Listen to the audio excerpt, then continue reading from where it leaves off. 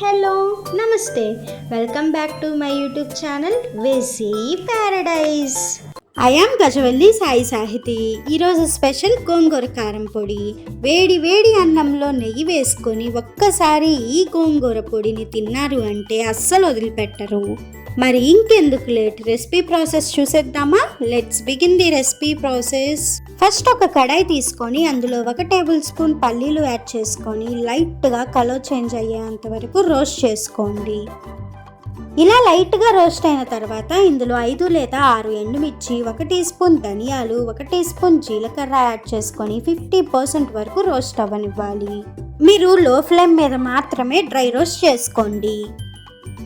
So ఇలా 50% వేగిన తర్వాత ఇందులో చిటికెడు మెంతులు, 1 టీ స్పూన్ నువ్వులు యాడ్ చేసుకొని అన్నీ బాగా వేగే వరకు వెయిట్ చేయాలి. ఆల్మోస్ట్ అన్నీ రోస్ట్ అయిపోయాయి అనుకున్న టైంలో 1 టీ స్పూన్ కల్లుప్పు యాడ్ చేసుకొని నువ్వులు చిటపటలాడేంత వరకు వెయిట్ చేయండి.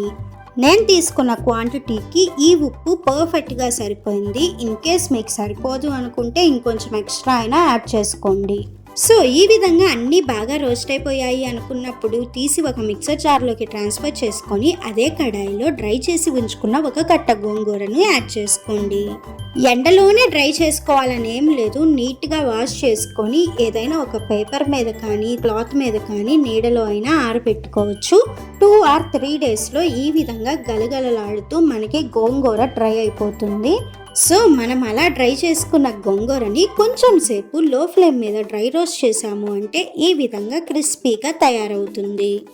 ఇప్పుడు ఈ గోంగూరని ముందుగానే డ్రై రోస్ట్ చేసుకున్న స్పైసెస్ ఉన్న మిక్సీ జార్లోకి ట్రాన్స్ఫర్ చేసుకొని ఒక్కసారి మిక్స్ చేసి మెత్తగా గ్రైండ్ చేసుకున్నాము అంటే మనకి కావాల్సిన గోంగూర కారం పొడి రెడీ అయిపోయినట్లే.